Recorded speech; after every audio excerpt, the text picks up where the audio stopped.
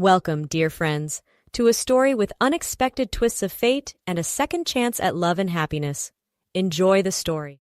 Sarah Thompson stared at her reflection in the cracked bathroom mirror, dark circles under her eyes betraying the sleepless nights she'd endured since her husband's sudden death. At 35, she was now a widow with 4 children to support, and no idea how she was going to make ends meet. "Mom, I think I should get a job," her eldest son Max announced over breakfast, stirring his cereal absently. Sarah's head snapped up, her eyes wide with surprise. "What? You're only 17, Max? What about school?" Max shrugged, avoiding her gaze. "Not everyone needs to go to college, Mom. Someone's got to do the manual labor, right? And that someone is not going to be you," Sarah said firmly, reaching across the table to squeeze his hand. "Your father would have wanted you to get an education." "But Dad's gone," Max said quietly, his voice cracking slightly. "And we need money." Sarah's heart ached at the pain in her son's voice. "Listen to me, Max. Your job right now is to focus on your studies. I'll figure something out, I promise." Just then, their conversation was interrupted by the pitter-patter of tiny feet. 4-year-old Mia came bounding into the kitchen, her pigtails bouncing with each step. "I'm gonna be a boss, too," she declared, climbing onto Sarah's lap. Sarah couldn't help but laugh, hugging her youngest close. "Of course you will, sweetie. You'll be the boss of everyone." As she looked around the kitchen at her children, Max, 12-year-old Nathan, 7-year-old Peter, and little Mia, Sarah felt a renewed determination. She had to find a way to provide for them, to give them the future her late husband, Jack, had dreamed of for their family. "All right, troops," she said, clapping her hands together. "Time for school. And Max, remember what I said, no job hunting. Your only job is to ace those college applications, got it?" Max nodded reluctantly, but Sarah could see the worry still lingering in his eyes. As she watched her children file out the door, she knew she had to act fast. It was time to rejoin the workforce, ready or not. Sarah spent the morning scouring job listings, her frustration growing with each passing hour. Everything seemed to require either a college degree or years of experience, neither of which she had after years as a stay-at-home mom. Just as she was about to give up, an ad caught her eye. Elite cleaning services seeking responsible women for high-end residential work. Excellent pay, flexible hours, no experience necessary. Sarah's heart raced as she dialed the number. It seemed too good to be true, but she was desperate enough to try anything. "Elite Cleaning Services, this is Jessica. How can I help you?" a cheerful voice answered. "Hi, I'm calling about the cleaning job," Sarah said, trying to keep the nervousness out of her voice. "Is it still available?" "Absolutely. Can you come in for an interview this afternoon?" Sarah hesitated, thinking of her afternoon school pickup routine. "I have to get my kids from school at 3. "No problem at all," Jessica assured her. "How about 1 p.m.? That should give us plenty of time to chat before you need to leave." As Sarah hung up the phone, a mix of excitement and anxiety swirled in her stomach. This could be the answer to their financial problems, or it could be a complete disaster. The Elite Cleaning Services office was located in a sleek, modern building that made Sarah feel instantly underdressed in her simple blouse and slacks. She smoothed her hair nervously as she approached the reception desk. Jessica, a polished woman in her mid-40s, greeted Sarah with a warm smile. "You must be Sarah. Come on back to my office." As they settled into plush leather chairs, Jessica's expression turned serious. "Now, Sarah, I want to be upfront with you. This isn't your average cleaning job. Our clients are some of the wealthiest and most influential people in the city. Discretion is absolutely paramount." Sarah nodded, trying to look confident. "I understand. I can be very discreet." Jessica leaned forward, her voice lowering. "We'll need to run a thorough background check. Is there anything we might find that you want to disclose now?" Sarah's mind raced. She had never even had a parking ticket, but the intensity of Jessica's gaze made her feel like she must be hiding something. "No, nothing at all. My husband was in law enforcement, actually. He passed away recently." Jessica's expression softened. "I'm so sorry for your loss. May I ask why you're looking for work now?" Sarah took a deep breath, fighting back tears. 4 kids to support on my own. I have to do something. Jessica nodded sympathetically. I understand. Well, let me tell you about the pay.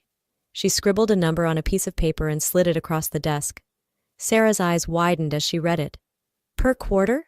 She asked incredulously. Jessica shook her head. Per month. Sarah's jaw dropped.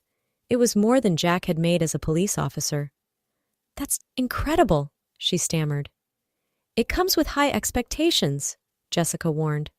1 complaint from a client, and you'll be fined half that amount. But if you're as thorough and discreet as I think you are, you shouldn't have any problems. As Sarah left the office with promises of a call the next day, her mind was reeling. This job could change everything for her family, if she could handle it. Sarah's phone rang at 7 a.m. sharp the next morning. It was Jessica, informing her that she'd passed the background check and could start immediately. Your first client is Mr. Gregory Sinclair, Jessica explained. He's a very private person, so remember, discretion is key. The address will be sent to your phone. Good luck. An hour later, Sarah stood outside a massive Georgian-style mansion, her cleaning supplies in hand. She took a deep breath and rang the doorbell. The door creaked open to reveal a petite, elderly woman with silver hair. Yes? She asked, peering at Sarah suspiciously. Good morning. I'm Sarah from Elite Cleaning Service. Sarah's introduction was cut short as the woman's eyes widened in shock. She stumbled backward, clutching her chest.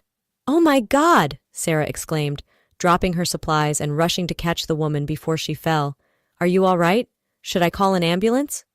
The woman shook her head weakly, allowing Sarah to guide her to a nearby armchair. No, I'm fine. It's just, you look exactly like her. Sarah frowned in confusion. Like who? The woman pointed a trembling finger at a framed photograph on a nearby table. Sarah's breath caught in her throat as she saw the image. It was like looking in a mirror. The woman in the photo could have been her twin, right down to the dimple in her left cheek. Who? Who is that? Sarah asked, her voice barely above a whisper. That's Allison, my son Gregory's wife, the woman explained, her voice thick with emotion. She passed away last week. We just had the funeral. Sarah's mind was reeling. I'm so sorry for your loss, Mrs. Sinclair. I had no idea. This must be terribly upsetting for you. I should go. No! Mrs. Sinclair grabbed Sarah's hand. Please, don't leave. I need to understand. How is this possible? Just then, the front door opened and a deep voice called out, Mom, are you all right? I saw the cleaning service car outside and... The voice cut off abruptly as a tall, distinguished-looking man in his early 40s entered the room. His eyes locked on Sarah, and all the color drained from his face. Allie? He whispered, taking a stumbling step forward. Sarah held up her hands, her heart pounding. No, I'm not Allison. My name is Sarah Thompson. I'm from the cleaning service. I'm so sorry. I had no idea. I should leave. Gregory Sinclair shook his head as if trying to clear it. No, please, don't go. This is extraordinary. Mom, are you seeing this? Mrs. Sinclair nodded, her eyes never leaving Sarah's face. It's uncanny, Gregory. They could be twins. Sarah shifted uncomfortably. I really should be going. I'm clearly causing you both distress, and that's the last thing I want to do. Gregory stepped forward, his expression a mix of grief and fascination. Please, Sarah, would you mind staying for a cup of coffee? I think we all have some questions that need answering. Against her better judgment, Sarah found herself nodding. As she followed the Sinclairs into their opulent kitchen, she couldn't shake the feeling that her life was about to change in ways she never could have imagined. Over steaming mugs of coffee, Sarah listened in stunned silence as Gregory and his mother Eleanor recounted the tragic story of Allison's death. She had suffered a severe allergic reaction to a bee sting at a charity event, passing away before paramedics could arrive. It was so sudden, Gregory said, his voice thick with emotion. 1 minute she was laughing, the next, she was gone. Sarah's heart ached for them. I'm so sorry. I can't imagine how difficult this must be for you both. Eleanor reached out and patted Sarah's hand. You're very kind, dear. But tell us about yourself. Where are you from? Do you have any family in the area? Sarah hesitated, unsure of how much to share. I grew up in the foster system, actually. Never knew my birth parents. I have 4 children of my own now, though. My husband passed away recently, which is why I'm looking for work. Gregory's eyebrows shot up. 4 children? Wow, you must have your hands full. Sarah smiled wryly. You have no idea. As they continued to talk, Sarah couldn't shake the nagging feeling that there was more to this strange coincidence than met the eye. I hope you don't mind me asking, but did Allison ever mention having a sister or being adopted, perhaps?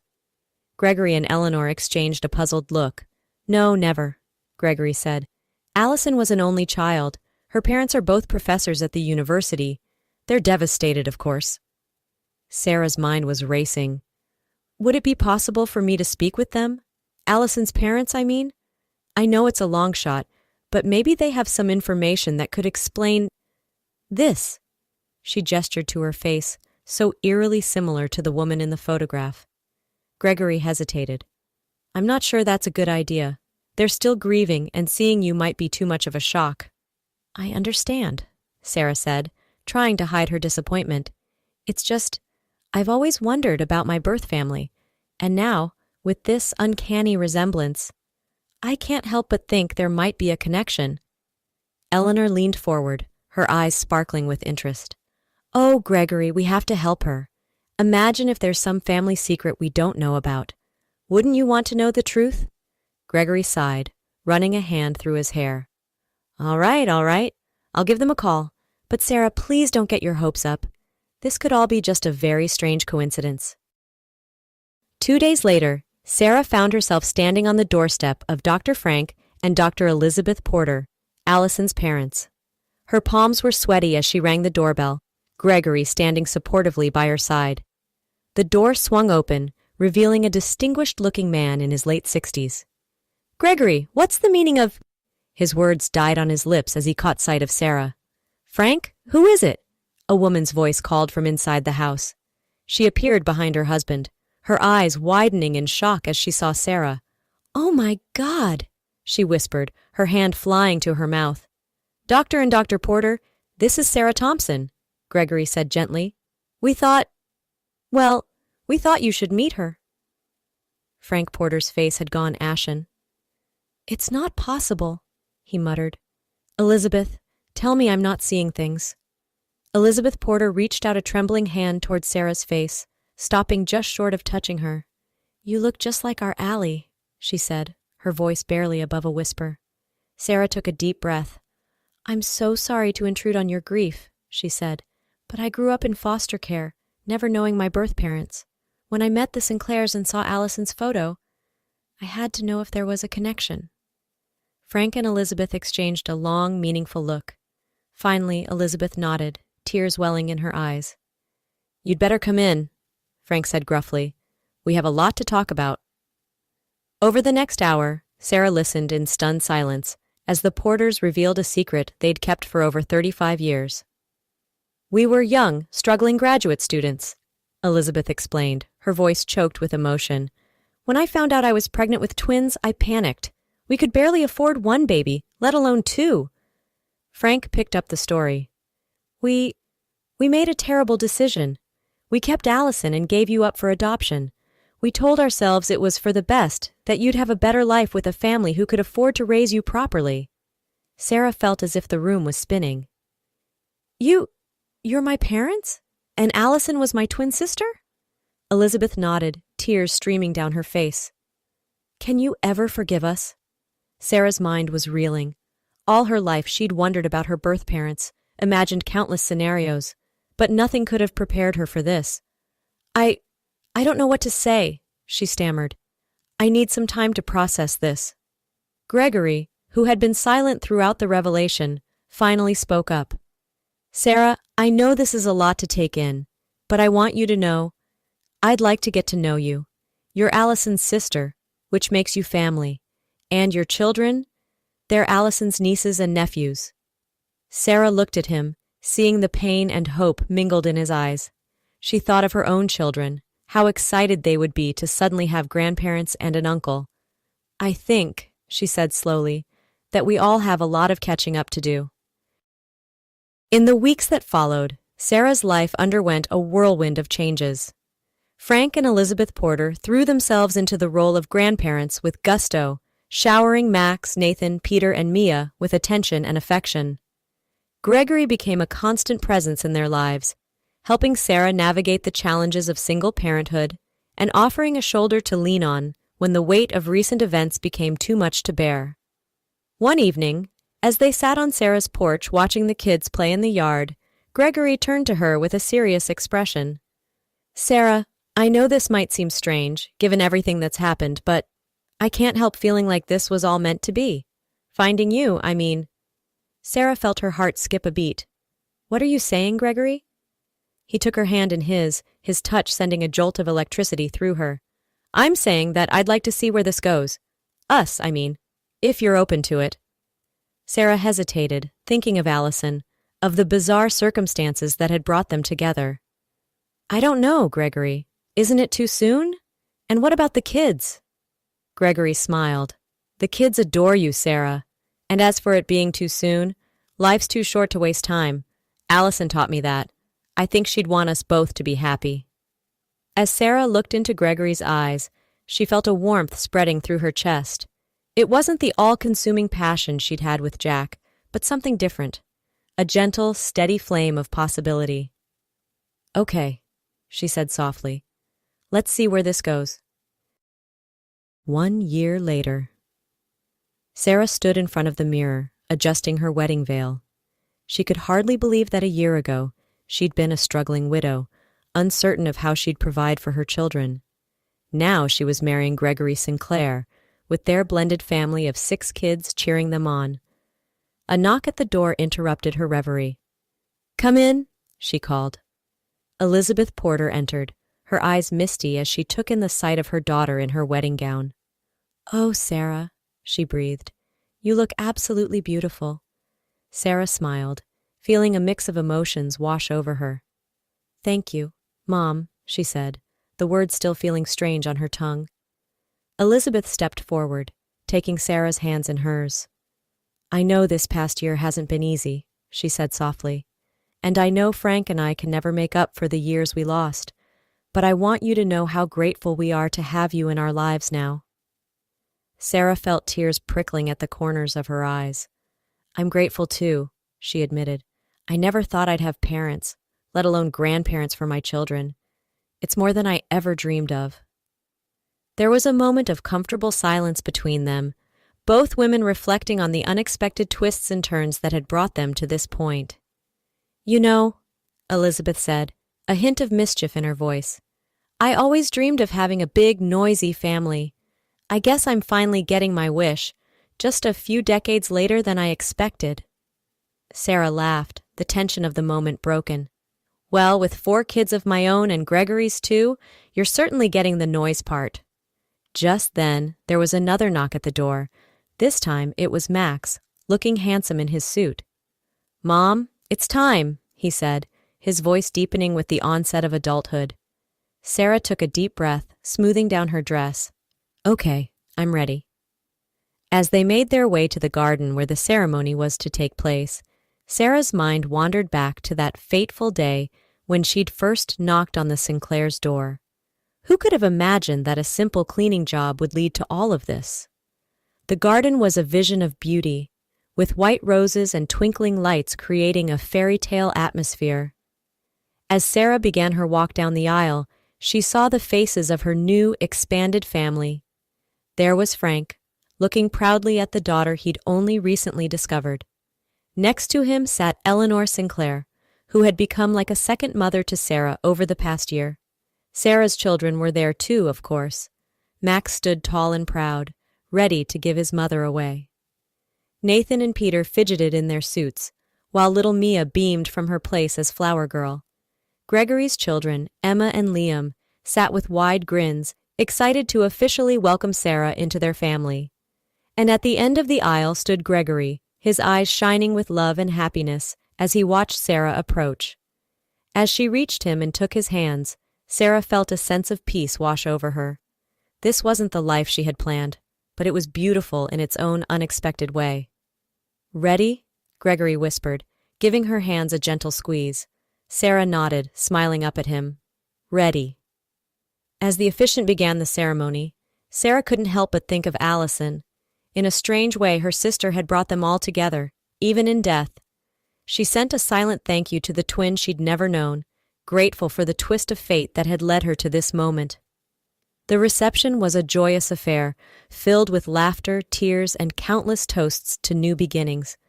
As Sarah and Gregory shared their first dance, she caught sight of her children laughing with their new step-siblings and grandparents. "Penny for your thoughts?" Gregory murmured, pulling her close. Sarah smiled, resting her head on his shoulder. "I was just thinking about how lucky we are," she said. "A year ago, I thought my life was over. Now I feel like it's just beginning." As they drove off into the night, surrounded by the cheers and well-wishes of their loved ones, Sarah felt a sense of excitement for the future. She didn't know what challenges lay ahead, but she knew that with her newly expanded family by her side, she could face anything. The cleaning job that had started it all was long forgotten, replaced by the promise of a new life filled with love, laughter, and the joy of unexpected blessings. Sarah Thompson Sinclair was ready for whatever adventures lay ahead, grateful for the second chance at happiness that fate had granted her.